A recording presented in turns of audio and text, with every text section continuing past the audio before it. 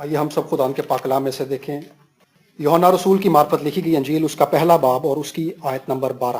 یہاں پر لکھا ہے، لیکن جتنوں نے اسے قبول کیا اس نے انہیں خدا کے فرزند بننے کا حق بخشا، یعنی انہیں جو اس کے نام پر ایمان لاتے ہیں۔ آمین۔ خدا نے یسوع مسیح پر ایمان لانے کے وسیلہ سے ان لوگوں کو جو یسوع پر ایمان لاتے ہیں، یسوع مسیح کو قبول کرتے ہیں، یسوع مسیح کو اپنی زندگی میں بسا لیتے ہیں، خدا ان کو اپنے فرزند بننے کا حق بخشتا ہے۔ فرزند ہونے کا مقصد بیٹے اور بیٹیاں دونوں ہے۔ اصل میں آغاز ہی سے خدا کا پلان اس دنیا کے لیے خاندان کا منصوبہ تھا، اور خدا نے جب آغاز میں اس خاندان کو بنایا، آدم اور حوا کو بنایا، تو خدا چاہتا تھا کہ اس خاندان کے وسیلہ سے خدا اپنی شبیہ کو، اپنی محبت کو، اپنے اختیار کو، اپنی قدرت کو، اپنی حکمت کو مخلوقات پر ظاہر کرے۔ خدا اس گھرانے کے ساتھ رفاقت رکھتا تھا، اور خدا کی یہ مرضی تھی کہ یہ گھرانہ جس کو خدا نے بنایا تھا، جس کا سربراہ خدا خود تھا، خدا اس گھرانے کا ہیڈ تھا، اور خدا کی یہ مرضی تھی کہ خدا کے آئین، خدا کی مرضی اس گھرانے میں پاک مانی جائے۔ اسی لیے خدا نے اس گھرانے کو آزاد مرضی پر بنایا۔ خدا کبھی نہیں یہ چاہتا تھا کہ وہ گھرانہ جو خدا نے بنایا ہے وہ ایک روبوٹ کی طرح ہو، جو اپنی مرضی نہیں بلکہ کسی کی مرضی کا غلام ہو، بلکہ خدا نے اس کو آزاد بنایا تاکہ انسان اپنی آزاد مرضی کے وسیلہ سے، اپنی مرضی کے وسیلہ سے، اپنے سارے جذبات کے وسیلہ سے، اور جو کچھ انسان کے اندر ہے اس سب کے وسیلہ سے خدا کی پرستش کرے۔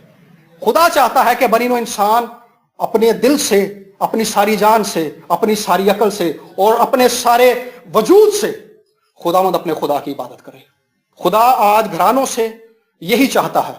اصل میں خدا کبھی بھی گھرانوں سے یہ نہیں چاہتا کہ وہ گھرانے خدا سے دور چلے جائیں۔ اصل میں خدا کا منصوبہ ازل ہی سے یہی تھا کہ خدا ایک گھرانہ بنا رہا ہے جس کے اندر خدا سربراہ ہے، اور خدا نے اس گھرانے کو بھی زمین پر اکیلا نہیں چھوڑا بلکہ آدم کو اور حوا کو بنایا۔ خدا نے زمین پر بھی اس گھرانے کو پورا کیا۔ اور جب ہم بائبل کو پڑھتے ہیں تو ہم دیکھتے ہیں کہ خدا غیر قوموں سے کلام کر رہا ہے، خدا بنی اسرائیل سے کلام کر رہا ہے۔ خدا اصل میں یہ چاہتا ہے کہ خدا اپنے کلام کے وسیلہ سے زمین پر اس گھرانے کو جو گناہ کے باعث خدا سے دور چلا گیا تھا، پھر سے خدا اس گھرانے کو تشکیل دے رہا ہے۔ اصل میں گناہ، خدا کی مرضی سے دور چلے جانا، خدا کے ہم 10 احکام پڑھتے ہیں، 10 احکام میں سے کسی کو توڑ دینا گناہ ہے، پہاڑی آواز میں سے کسی کو توڑ دینا گناہ ہے۔ خدا کی مرضی سے دور چلے جانا، خدا کے احکام سے دور چلے جانا، خدا کی حضوری سے دور چلے جانا گناہ ہے۔ اور آدم اور حوا نے بھی ایسا ہی کیا تھا۔ اصل میں انہوں نے خدا کی مرضی توڑ دی تھی اور وہ خدا کی حضوری سے نکال دیے گئے تھے۔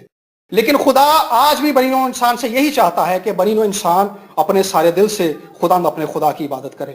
خدا جب بنی اسرائیل کو چنتا ہے، اپنی قوم کو چنتا ہے، تو اصل میں خدا ایک گھرانے کے طور پر قوموں کے درمیان میں اس کو ظاہر کرتا ہے۔ وہ خدا کا گھرانہ ہے جس کا سربراہ خدا ہے۔ خدا نے اپنے نبیوں کو اس قوم کے اندر بھیجا ہے، اور جب وہ قوم خدا سے دور چلی جاتی ہے تو خدا نبیوں کے وسیلہ سے کلام کرتا ہے تاکہ خدا کا گھرانہ، خدا کے لوگ، خدا کے بیٹے اور بیٹیاں خدا کے گھرانے میں واپس آ جائیں۔ خدا اس کے وسیلہ سے غیر قوموں سے بھی کلام کرتا ہے۔ یونا نبی کا صحیفہ اگر ہم پڑھیں تو خدا غیر قوموں سے کلام کر رہا ہے، کیونکہ خدا جو ہے غیر قوموں سے بھی یہی چاہتا ہے کہ وہ خدا کے کلام کو قبول کریں۔ اصل میں اس زمین پر خدا اپنے کلام کے وسیلہ سے اس زمین پر رہنے والوں سے بات کرتا ہے۔ خدا اپنے نبیوں کے وسیلہ سے، اپنے خادمین کے وسیلہ سے اس زمین پر رہنے والے ہر ایک شخص سے، ہر ایک گھرانے سے، ہر ایک قوم سے، ہر ایک شخص سے، خواہ وہ کسی بھی قوم سے ہے، کالا ہے، گورا ہے، عربی ہے، افریقی ہے، یا یورپین ہے، یا پاکستانی ہے، ایشین ہے، افریقن ہے، خدا اپنے کلام کے وسیلہ سے اس سے بات کرتا ہے تاکہ وہ خدا کے گھرانے میں آ جائے، خدا کی حضوری میں رہے، اور جو کچھ خدا کا ہے وہ خدا اسے بخشے۔ اور جو کوئی شخص اس کلام کو سنتا ہے، ہوتا کیا ہے، جب خدا کلام کر رہا ہوتا ہے تو خدا کلام کے وسیلہ سے کسی بھی شخص پر، کسی بھی قوم پر، کسی بھی لیڈر پر، کسی بھی قوم کے اوپر، ملک کے اوپر اپنی مرضی کو ظاہر کر رہا ہوتا ہے۔ جو کچھ خدا کرنے والا ہوتا ہے یا جو کچھ خدا کر چکا ہوتا ہے، خدا کے فیصلوں کو خدا اپنے کلام کے وسیلہ سے ظاہر کرتا ہے۔ اور جب بھی کوئی شخص کلام سن رہا ہوتا ہے، کلام اس کے دل پر اثر انداز ہو رہا ہوتا ہے۔ خدا کلام کے وسیلہ سے کسی بھی شخص کی حالت کو اس پر ظاہر کر رہا ہوتا ہے۔ اور یہ مقام ایک ایسا مقام ہے جب خدا توقع کرتا ہے کہ کوئی بھی شخص جس پر خدا اس کے اندر کی حالت کو ظاہر کر رہا ہے، خدا چاہتا ہے کہ اسی وقت وہ ریپینٹ کرے، اسی وقت وہ توبہ کرے۔ اصل میں یہ وہ خاص مقام ہوتا ہے جب ہم کلام کو سنتے ہیں تو خدا ہمارے اندر کی حالت کو ہم پر ظاہر کرتا ہے، تو یہ ایک بڑا خاص مقام ہوتا ہے، کئی بار لوگ اس کو مس کر دیتے ہیں۔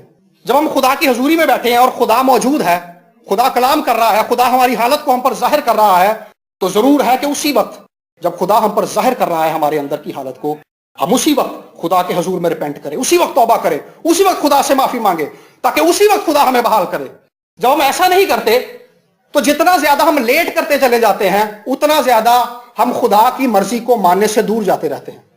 اصل میں جتنا زیادہ ہم خدا کے کلام سے دور جاتے ہیں اتنا ہی زیادہ ہم ابلیس کے قریب جاتے ہیں، ابلیس کے جال میں پھنستے چلے جاتے ہیں۔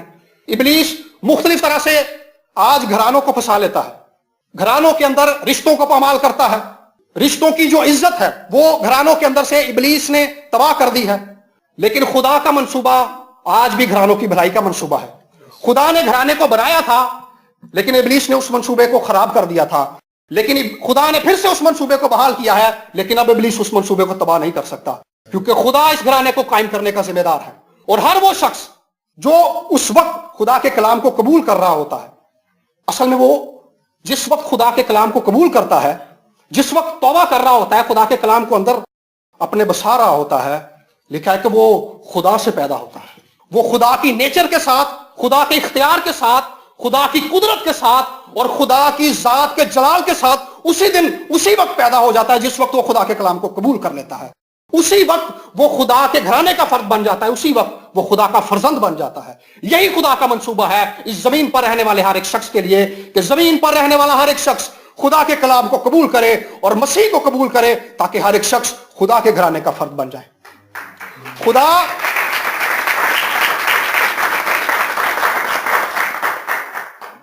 جب بھی کسی شخص سے کلام کرتا ہے، اعمال کی کتاب کو جب ہم پڑھتے ہیں تو پطرس رسول کلام سنا رہا ہے رومی صوبیدار کے گھر میں، اور وہ لوگ اسی وقت کلام کو قبول کر رہے ہیں۔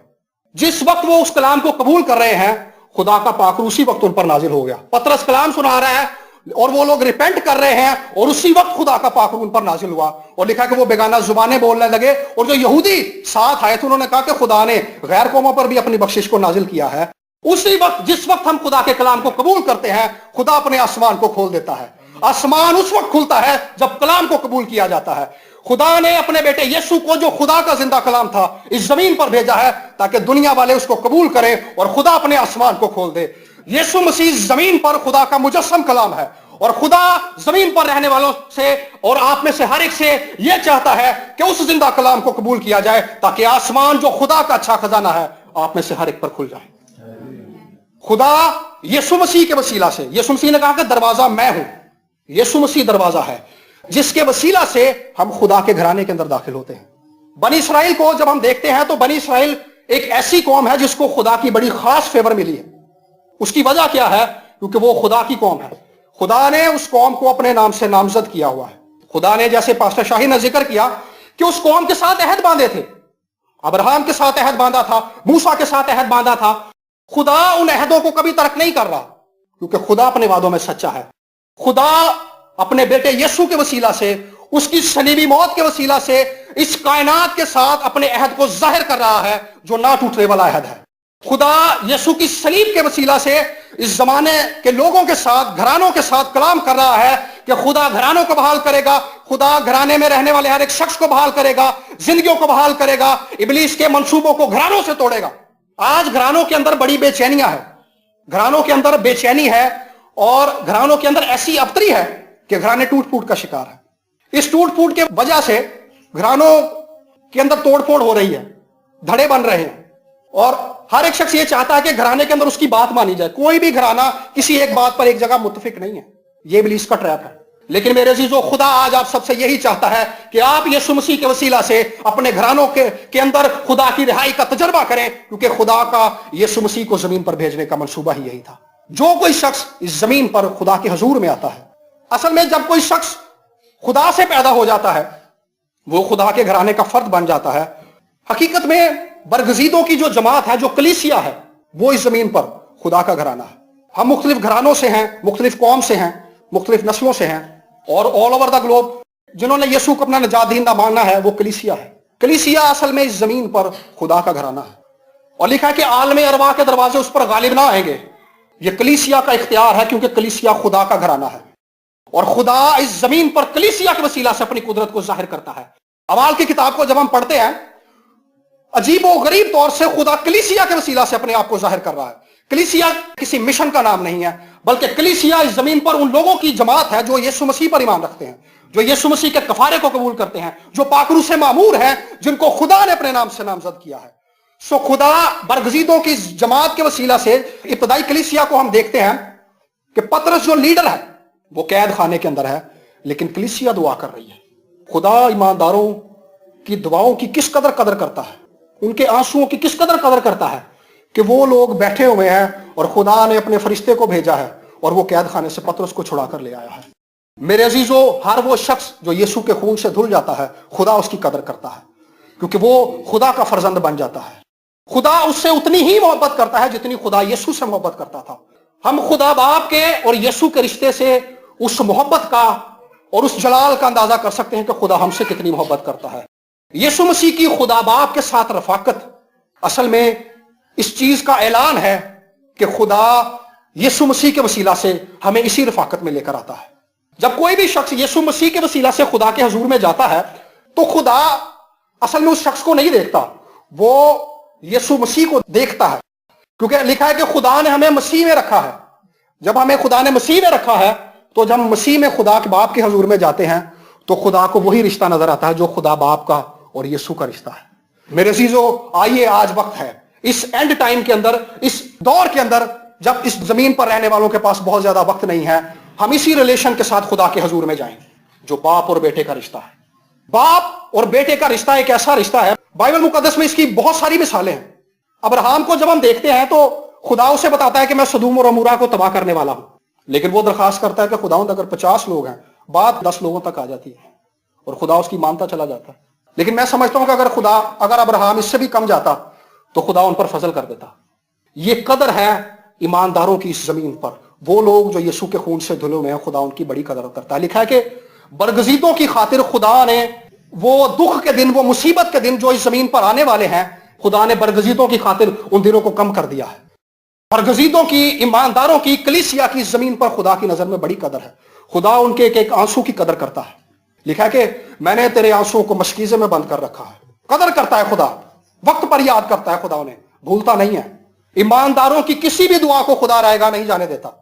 کبھی بھی ایمانداروں کی دعا رد نہیں کی جاتی. ایماندار کی, اس شخص کی جو یسوع کے خون سے دھلا ہوا ہے, ایسا نہیں ہوتا کہ اس کی دعا رد کی جائے. اس کی دعا خدا کے حضور میں پہنچتی ہے, خدا پر وقت اس کا جواب دیتا ہے. افسیوں کے خط میں سے ایک آیت پڑھیں گے, افسیوں کا خط پہلا باب اور اس کی 3 آیت.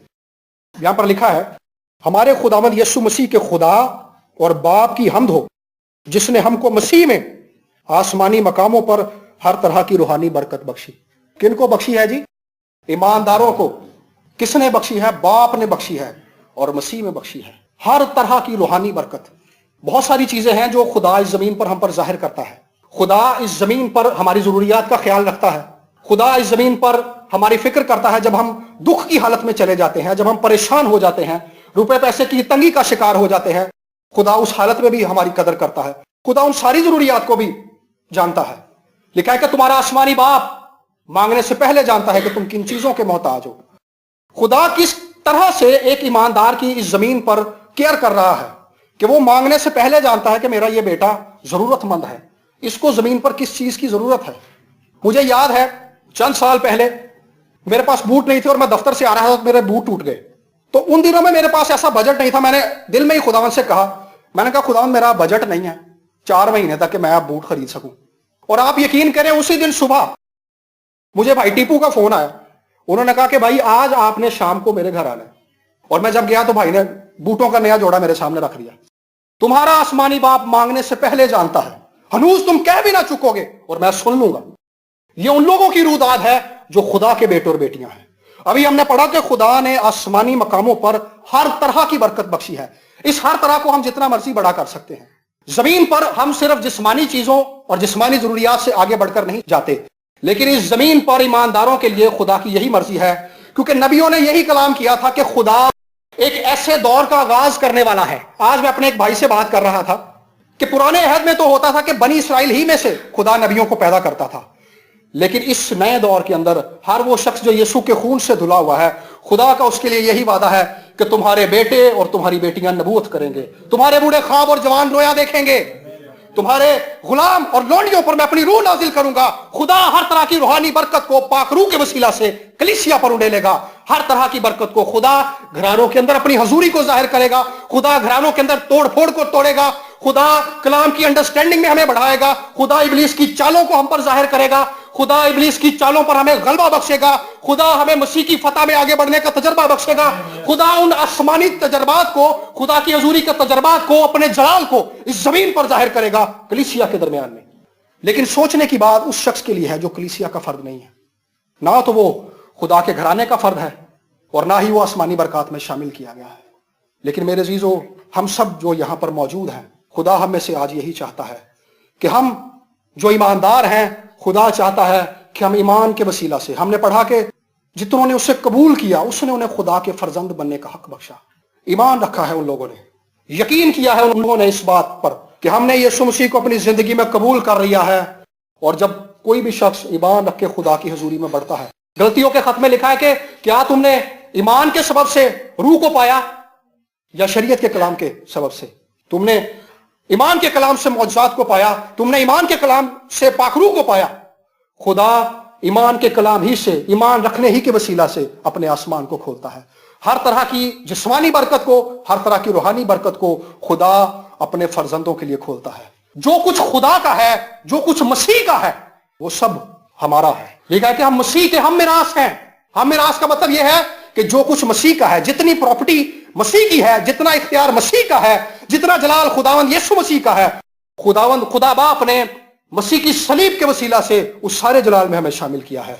ये खुदा के फर्जंदों के लिए है। और आइए, जब हम खुदा के फर्जंद हैं तो हम इसी हक के साथ आज से खुदा के हजूर में जाएं और ईमान के साथ जाएं कि जब हम खुदा के फर्जंद हैं तो खुदा हर तरह की आसमानी बरकत को हमारी जिंदगियों में, हमारे घरानों में इस वसीले से जाहिर करेगा, क्योंकि हम खुदा के फर्जंद हैं, क्योंकि हमने मसीह को कबूल किया है। मसीह जो खुदा का मुजस्सम कलाम है, जिसके वसीला से खुदा ने इस जमीन पर रहने वालों से बात की है, जिसके वसीला से खुदा ने इस जमीन पर रहने वालों पर अपनी मर्जी को जाहिर किया है, ताकि जो कोई उस पर ईमान लाए, जो कोई उस पर ईमान लाए, मसीह पर ईमान लाए, मसीह को कबूल करे, वो खुदा के घराने का फर्जंद बने, खुदा के घराने का हिस्सेदार बने। आइए आंखों को बंद करेंगे। हम जो खुदा के घराने के फर्जंद हैं, आइए हर तरह की शक की दीवार को जो इब्लीस ने हमारी जिंदगियों में खड़ी की हुई है, हर तरह की उस दीवार को जो इब्लीस ने हमारे घरानों में खड़ी की हुई है, रिश्तों के अंदर उसने परेशानियों को हायल किया है, रिश्तों के अंदर नाउमीदी को लेकर आया है, रिश्तों को तोड़ फोड़ दिया है इब्लीस ने। अगर तो लिखा है कि खुदा का बेटा इसलिए जाहिर हुआ था ताकि इब्लीस के कामों को मिटाए। मेरे अजीजों, आज आप खुदा के हजूर में इसलिए जमा हैं ताकि खुदा आसमानी बरकत को मसीह यीशु के वसीला से आप में से हर एक पर नाजिल करे। आइए ईमान के साथ अपने लबों को उसके हजूर में खोलें। और अगर आप में से कोई ऐसा शख्स है जिसने आज तक यीशु को कबूल नहीं किया, तो वो भी आज अपनी जिंदगी में फैसला करे कि वो अपनी जिंदगी यीशु को देगा। आइए अपने लबों को खोलना शुरू करें। हालेलुया। मैं पास्टर साहब से गुजारिश करूंगा कि वो सामने आए और जमात के लिए दुआ करें।